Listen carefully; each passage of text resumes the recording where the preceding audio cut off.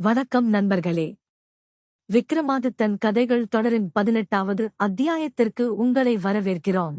கடந்த அத்தியாயத்தில் இரத்தினாவதியின் கற்பின் மகிமையையும் அவள் திருடன் மீது கொண்ட காதலால் விளைந்த அதிசயங்களையும் பார்த்தோம். இப்போது விக்ரமாதித்தன் சிம்மாசனத்தில் ஏற முயலும்போது 18வது பதுமை சொல்லும் கதை, சசிப்பிரமை கதை. அத்தியாயம் 18. சசிப்பிரமை கதை. 18. சசிப்பிரமை கதை. விக்ரமாதித்தன் மறுபடியும் முருங்கை மரத்தை அடைந்தான். வேதாளத்தை கட்டிப்பிடித்து எடுத்துக்கொண்டு கிளம்பினான். வழி நடந்து செல்லும்போது அவன் தோள் மீதிருந்த வேதாளம், அரசே, நான் உனக்கு மற்றொரு கதை சொல்கிறேன் என்று ஆரம்பித்தது. நேபாள தேசத்திலே சிவபுரம் என்ற நகரம் உண்டு. அங்கே முன்னாளில் யசகேது என்ற அரசன் ஒருவன் இருந்தான். ராஜ்யபாரத்தை அவன் மந்திரியான பிரஞானசாகரனிடம் ஒப்படைத்துவிட்டு தன் தேவியான சந்திரபிரபையுடன் இன்பம் நுகர்வதில் பொழுதுபோக்கி வந்தான். காலக்கிரமத்தில் அவனுக்கு அவளிடம் சசிப்பிரபை என்ற பெண் பிறந்தாள். பெயருக்கு ஏற்ப அவள் நல்ல அழகாக இருந்தாள். அவள் பருவமடைந்த பிறகு வசந்த காலத்தில் ஒருநாள் ஊர்வலத்தைக் கண்டுகளிப்பதற்காக தன் தோழிகளுடன் சென்றிருந்தாள். அப்போது அந்த ஊர்வலத்தைப் பார்க்க மனஸ்வாமி என்ற அந்தண இளைஞன் ஒருவனும் தோட்டத்திற்கு வந்திருந்தான். துவளும் மேனியளான அவள் தோட்டத்தில் தன் மெல்லிய விரல்களால் பூக்குய்வதைக் கண்டான். உடனே அரசகுமாரியின் அழகில் அந்தண இளைஞன் மயங்கி தன் இதயத்தைப் பறிகொடுத்தான். தன் வசமிழந்த அவன் வசந்த காலத்திலே கொத்து கொத்தாக பூத்திருக்கும் மலர்களைப் பறித்து மாறன் கணைகளைத் தொடுப்பதற்காக ரதிதேவியே இவ்வுருவத்தில் வந்திருக்கிறாளா என்று நினைத்தான். இவ்விதம் அவன் நினைத்து மயங்கி நின்றபோது ராஜகுமாரியும் அவனைக் கண்டாள். இழந்த உடலை மீண்டும் பெற்று மன்மதனே வந்திருப்பது போல அவனைக் கண்டதும் அவள் தன்னிலை மறந்து பூக்குய்வதையும் விட்டு அவனையே பார்த்து நின்றாள். பரஸ்பரம் ஒருவர் மீது ஒருவர் கொண்ட மோகத்தால் இருவரும் திகைத்து நிற்கும்போது திடீரென்று அபாயக்குரல் ஒன்று கிளம்பியது. உடனே இருவரும் தலைநிமிர்ந்து விஷயம் என்னவென்பதை அறிய பார்த்தனர். அப்போது அந்த வழியே மதயானை ஒன்று ஓடி வந்து கொண்டிருந்தது. பக்கத்திலே மற்றொரு யானை இருப்பதை வாசனையால் அறிந்த அது மதம் கொண்டு சங்கிலியே அறுத்துக் கொண்டு விட்டது. மரக்கிளைகளை முறித்து காதிலே அங்குசம் தொங்கிக் கொண்டிருக்க பயங்கரமாக ஓடி வந்தது. யானையைக் கண்ட ராஜகுமாரியின் தோழிகள் பயந்து மூலைக்கு ஒருவராக ஒளிந்து கொண்டார்கள். தனித்திருந்த ராஜகுமாரியைக் கண்ட மனஸ்வாமி அவளை வாரித் தூக்கிக் கொண்டு யானைக்கு அகப்படாமல் விலகி ஓடினான். அப்போது ராஜகுமாரி பயம், ஆசை, அவமானம் ஆகியவற்றால் மனங்கலங்கி அவன் தோளைக் கட்டிக் கொண்டாள். பத்திரமான இடத்தை அடைந்ததும் தோழிகள் ஓடிவந்து மனஸ்வாமியை புகழ்ந்து பேசி ராஜகுமாரியை அரண்மனைக்கு அழைத்துச் சென்றனர். போகும்போது ராஜகுமாரி திரும்பி திரும்பி தன்னை மீட்டவனை பார்த்து கொண்டே போனாள். அரண்மனை போய்ச் சேர்ந்த பிறகு தன் உயிரைக் காத்த அவ்விளைஞனை நினைந்து உருகி இரவு பகல் என்ற வேறுபாடு இல்லாமல் காமத்தீ தகிக்க அவள் தன் காலத்தைப் போக்கி வந்தாள். ராஜகுமாரி அரண்மனைக்குப் போய்விட்டாள் என்பதை அறிந்த மனஸ்வாமியும் தோட்டத்தை விட்டு கிளம்பினான். ஆனால் அவனுக்குக் கால் எழும்பவே இல்லை. அந்த மங்கையர்திலகம் இல்லாமல் என்னால் உயிர் வாழ முடியாது. ஆனால் அவளை அடைவது எப்படி? சர்வ கலைகளிலும் வல்லவரான மூலதேவரைத்தான் அடைய வேண்டும். அவர்தான் ஏதாவது உபாயம் சொல்லுவார் என்று நினைத்து தன் இருப்பிடத்தை அடைந்தான். மறுநாள் காலையில் கலாவல்லபனான மூலதேவரைப் பார்க்க கிளம்பி அவர் இருக்குமிடத்தை அடைந்தான். எப்போதும் போலவே மூலதேவருடன் அவர் நண்பன் சசியும் கூட இருந்தான். மனஸ்வாமி அவரை வணங்கித்தான் வந்த காரியத்தை எடுத்துச் சொன்னான். இதைக் கேட்ட மூலதேவர் சிரித்துவிட்டு அவன் விருப்பத்தை ஈடேற்றி வைப்பதாக உறுதி கூறினார். பிறகு மாயக்குளிகை ஒன்றைத் தன் வாயில் அடக்கி அதன் மகிமையால் கிழப்பிராமணன் போல உருமாறினார். அதேபோல மனஸ்வாமிக்கும் ஒரு குளிகையைக் கொடுத்து அதை வாயில் அடக்கிக் கொள்ளச் செய்து அவனை ஓர் அழகிய பெண்ணாக உருமாறச் செய்தார். இவ்விதம் பெண்ணாக மாறிய மனஸ்வாமியே அவன் காதலியான ராஜகுமாரியின் தந்தையிடம் தூர்த்த சிகாமணியான மூலதேவர் அழைத்துச் சென்றார். சபாமண்டபத்தில் இருந்த அரசனை அணுகி, அரசே, எனக்கு ஒரே மகன். அவனுக்கு மணமுடிப்பதற்காக இந்த பெண்ணை நீண்ட தூரத்திலிருந்து அழைத்து வந்தேன். ஆனால் அதற்குள்ளாக என் மகன் எங்கோ போன இடம் தெரியாமல் போய்விட்டான். இப்போது அவனைத் தேடிப்பிடித்து அழைத்து வர வேண்டும். அதுவரையில் இந்த பெண்ணை என்ன செய்வது? உலகத்தையே நீ காத்து ரட்சிக்கிறாய் அல்லவா? ஆகவே இப்பெண்ணையும் நீ காப்பாற்றி என்னிடம் ஒப்புவிக்க வேண்டும் என்று வேண்டிக் கொண்டார். அரசன் தன் குமாரி சசிப்பிரபையை அழைத்து, குழந்தாய், இந்த பெண் உன்னிடமே தோழியாக இருக்கட்டும் என்று அவளிடம் ஒப்புவித்தான். ராஜகுமாரியும் அதற்கு இசைந்து பெண் வேடத்தில் இருந்த மனஸ்வாமியை தன் அந்தப்புரத்திற்கு அழைத்துச் சென்றாள். கிழப்பிராமணன் உருவம் கொண்ட மூலதேவர் வெளிக்கிளம்பி தம் இஷ்டப்படி போய்விட்டார்.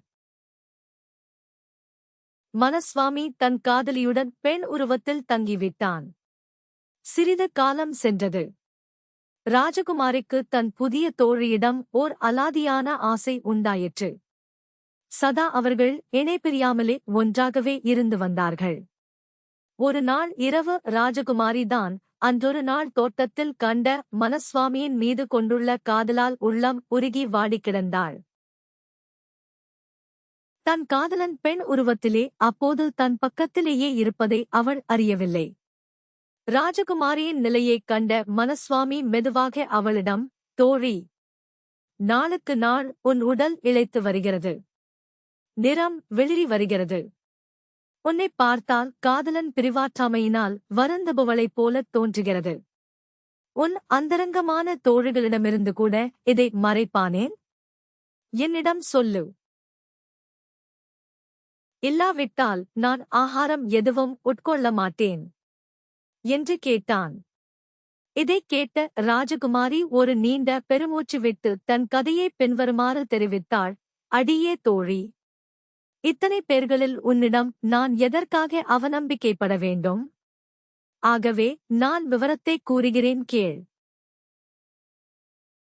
என்று ராஜகுமாரி சொல்லி, ஊர்வலத்திலே தான் மனஸ்வாமியைச் சந்தித்ததையும் கட்டறுந்த யானையிடமிருந்து தன்னை அந்த வாலிபன் காப்பாற்றியதையும் தெரிவித்தாள். தோழி, அவன் ஸ்பரிசம் என் மீது பட்டிருந்த அந்தச் சமயம் சந்தன குழம்பு பூசியது போலவும் அமிர்த வருஷம் பொழிந்தது போலவும் இருந்தது. அந்த உணர்ச்சியை விவரித்துச் சொல்ல முடியாது. அது முதல் எத்தனை தடவை அவனைப் பற்றி நான் கனவு கண்டிருக்கிறேன். பகற்பொழுதிலும் அவன் பக்கத்தில் இருப்பதாகவே தோன்றும். இரவு நேரத்திலோ அவனிடம் கொஞ்சிக் குலாவுவது போல கனவு காண்பதுதான். ஆயினும் என் தலைவிதி அவனை அடைய முடியவில்லை. அவன் யார், பெயர் என்ன என்பன போன்ற விஷயங்களில் ஒன்றுமே தெரியாதே. இவ்விதம் என் உள்ளத்தைக் கொள்ளை கொண்டவனை அடைய முடியாமல் நான் வாடி வதங்கிச் சாகிறேன். இதைக் கேட்டபொழுது அவ்விடம் பெண்ணுருவத்தில் இருந்த மனஸ்வாமியின் காதுகளில் அமிர்தத்தைப் பொழிந்தது போலவே இருந்தது. தன் எண்ணம் ஈடேறியதாகவே அவன் நினைத்தான். தான் யார் என்பதை வெளிப்படுத்திக் காட்டக்கூடிய தருணம் வந்துவிட்டதாகவே அவன் நினைத்தான். உடனே தன் வாயில் அடக்கியிருந்த குளிகையை வெளியில் எடுத்துவிட்டு தன் சுயரூபத்துடன் அவள் முன்னிலையில் நின்றான். மான் போன்ற மருண்ட விழியாளே, அன்றைய தினம் தோட்டத்தில் உன் பார்வையால் உள்ளத்தைக் கொள்ளை கொண்டு அடிமையாக்கிய வாலிபன் நான்தான். உன் பிரிவாற்றாமையால் மனம் வருந்தியே எப்படியாவது உன்னை இடைய வேண்டுமென்றுதான் இந்த பெண்ணுருவம் தாங்கி நான் இங்கே வந்திருக்கிறேன். ஆகவே நாம் அனுபவித்த பிரிவின் துன்பம் இது முதல் ஒழிந்தது என்று நினைத்துக்கொள். இவ்விதம் கூறி தன்னெதிரில் நிற்கும் காதலனைக் கண்ட ராஜகுமாரி உடனே ஆசை, வெட்கம், ஆச்சரியம் எல்லாம் மேலிட தலையே குனிந்து கொண்டாள். அவர்கள் இருவரும் கந்தர்வ முறைப்படி மனம் புரிந்து கொண்டார்கள். பகல் நேரத்தில் பெண்ணாகவும் இரவு நேரத்தில் ஆணாகவும் அரண்மனையிலே இருந்து வந்தான் மனஸ்வாமி. நாட்கள் பல சென்றன. யசக்கேது மன்னனின் மைத்துனனான மிருகாங்கதத்தன் தன் மகள் மிருங்காவதியே பிரஞானசாகரன் என்னும் மந்திரியின் மகனுக்கு மணம் செய்து கொடுத்தான். அந்தக் கல்யாணத்திற்கு சசிப்பிரபை தன் தோழிகளுடன் மாமன் வீடு சென்றாள். பெண்ணுருவம் தாங்கிய மனசுவாமியும் அவர்களோடு சென்றான். பெண்ணுருவத்தில் எழில் வாய்ந்த வனப்புடன் நின்ற அவனைப் பார்த்த மந்திரிகுமாரனுக்கு அந்த உருவத்தின் மீது ஆசை உண்டாகிவிட்டது. தன் உள்ளத்தை அவன் பறிகொடுத்தான். மணமகனான அவன் தன் புது மனைவியுடன் வீடு திரும்பியும் அவனுக்கு எந்த கேளிக்கையிலும் மனம் கொள்ளவில்லை. அவள் அழகு வாய்ந்த முகத்தை நினைத்து ஏங்கித் தவித்தான். அங்கே கூடியிருந்தவர்களும் பிரமித்து கொண்டாட்டத்தை நிறுத்தி விஷயம் என்னவென்று அவனை விசாரித்தார்கள். இதைக் கேட்ட அவன் தந்தையான மந்திரியும் விரைந்து ஓடி வந்தார். தன் மகனை பலபடியாக தேற்றி உற்சாகப்படுத்தி விசாரித்த பொழுது கனவிலிருந்து விழித்த அவன் ஜுரவேகம் தாங்காமல் இங்கொன்றும் அங்கொன்றுமாக உளறித் தன் உள்ள கிடக்கையை வெளியிட்டான்.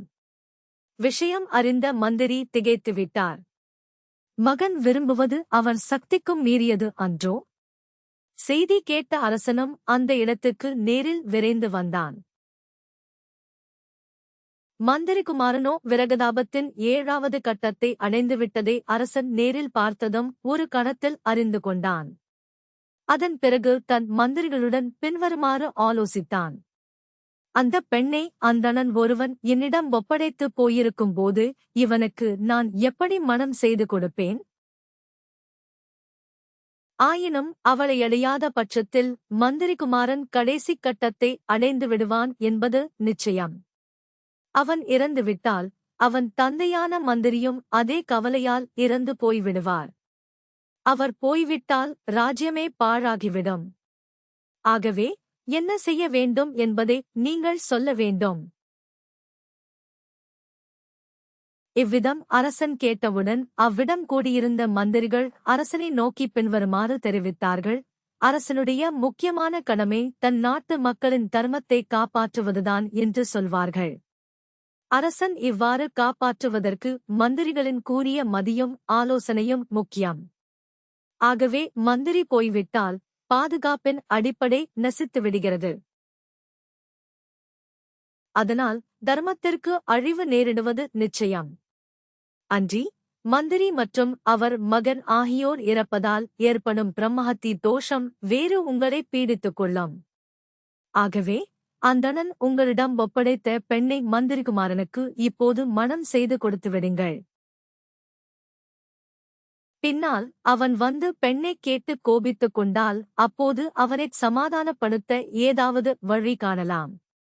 இதைக் கேட்ட அரசன் மந்திரிகளின் யோசனைக்கு இணங்கி பெண்ணுருவத்தில் இருக்கும் மனசுவாமியை மந்திரிகுமாரனுக்கு மணம் செய்து கொடுத்துவிட இசைந்தான். உடனே நாளும் நிச்சயிக்கப்பட்டது. இதையறிந்த மனசுவாமி அரசனிடம், அரசே, என்னை வேறு ஒருவருக்கு மணம் செய்து கொடுக்க வேண்டுமென்பதற்காகவே தங்களிடம் ஒப்படைத்து வைத்தார்கள்.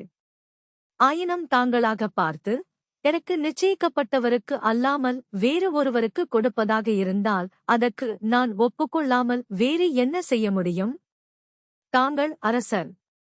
தர்ம பரிபாலனம் உங்கள் கையில் இருப்பது. ஆனாலும் தங்கள் விருப்பத்தை நான் ஒரே நிபந்தனையுடன் ஏற்றுக்கொள்கிறேன். என்னை மணக்க இருப்பவர் 6 மாத காலம் புண்ணிய தலம் சென்று ஊர் திரும்பி வந்த பிறகே என்னை மனைவியாக ஏற்றுக்கொள்ள வேண்டும். அதுவரையில் என்னை நெருங்கக்கூடாது. இந்த நிபந்தனையை ஒப்புக்கொள்ளாவிட்டால் நான் நாக்கை கடித்துக் கொண்டு உயிர் நீத்துவிடுவேன் என்று கூறினான். இவ்விதம் அவன் நிபந்தனை விதித்ததைக் கேட்ட அரசன் அதை மந்திரிகுமாரனுக்கு அறிவித்தான். மந்திரிகுமாரனும் தன் எண்ணம் ஈடேறும் என்று திருப்தி கொண்டு அதற்கு உடன்பட்டான். சீக்கிரமாகவே திருமணம் நடைபெற்றது. தன் முதல் மனைவி மிருங்காவதியையும் 2ஆம் மனைவியாக வந்த போலி பெண்ணையும் ஒரே வீட்டில் அமர்த்தி அதற்கு கட்டுக்காவலும் ஏற்படுத்திவிட்டு முட்டாள் போல புண்ணிய தலம் செல்ல கிளம்பினான் மந்திரிகுமாரன். இவ்விதம் மிருங்காவதியும் பெண்ணுருக்கொண்ட மனசுவாமியும் ஒரே வீட்டில் ஒன்றாக இருந்து வந்தார்கள். ஓர் இரவு படுத்திருக்கும்போது மிருங்காவதி தனக்கு தூக்கம் வரவில்லை என்று கூறி நேரம் போக்க ஒரு கதை சொல்லும்படி தன் தோழியை வேண்டினாள். இதைக் கேட்ட மனஸ்வாமி அவளுக்கு தன் கதையையே கூறினான்.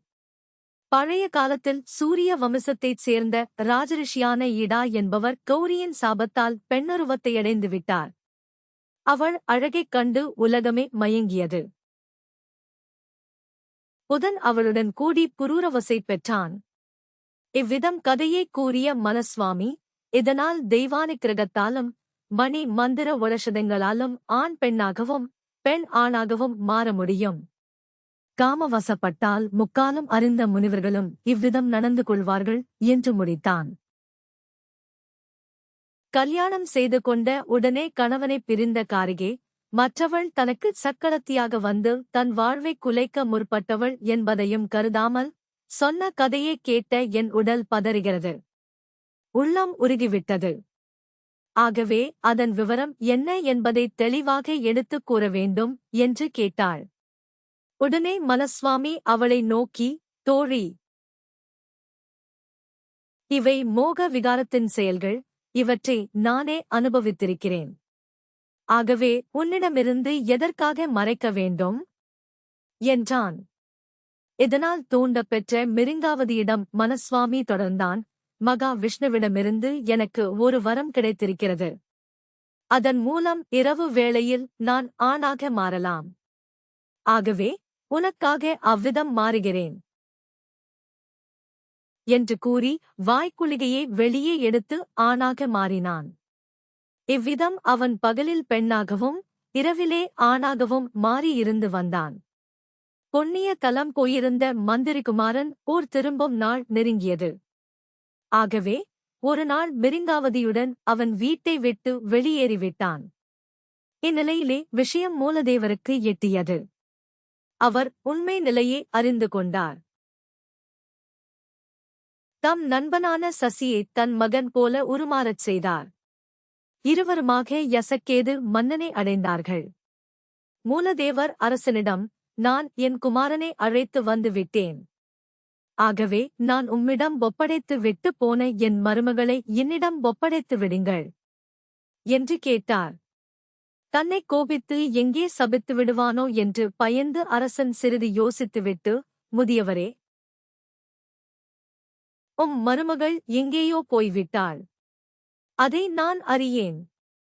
ஆகவே என்னை மன்னித்துவிட வேண்டும். ஆயினும் குற்றம் என்னுடையது. ஆதலின் உங்கள் மகனுக்கு என் பெண்ணைக் கொடுத்துவிடச் சம்மதிக்கிறேன் என்று தெரிவித்தான்.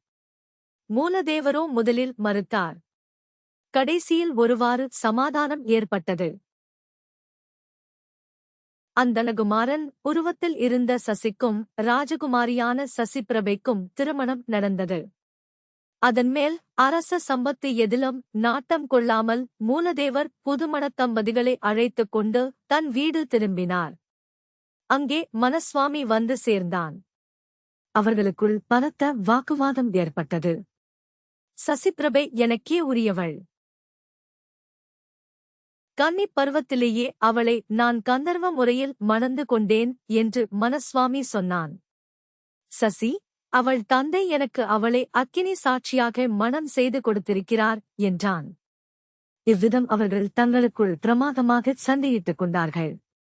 அவர்கள் விவாதம் முடியவில்லை. ஆகவே, அரசே, இவ்விருவருள் யாருக்கு அவள் முறைப்படி மனைவியாவாள்? இந்தச் சந்தேகத்தை தீர்க்க வேண்டும். இல்லாவிட்டால் முன் சொன்ன சாபம் உன்னை பீடிக்கும் என்று வேதாளம் கூறியது.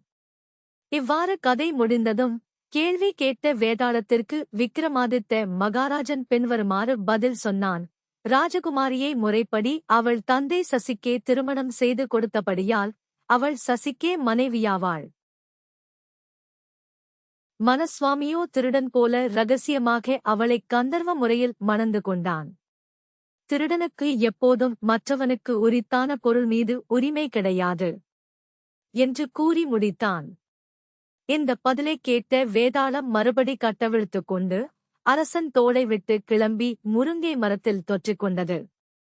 விக்கிரமாதித்தனும் அதை மறுபடி பிடித்து வரக் கிளம்பினான். சசிப்ரமையின் கதை உங்களுக்கு பிடித்திருந்ததா? அடுத்த அத்தியாயத்தில் ஜீமதவாகனன் கதையை தெரிந்து கொள்ள தொடர்ந்து இணைந்திருங்கள்.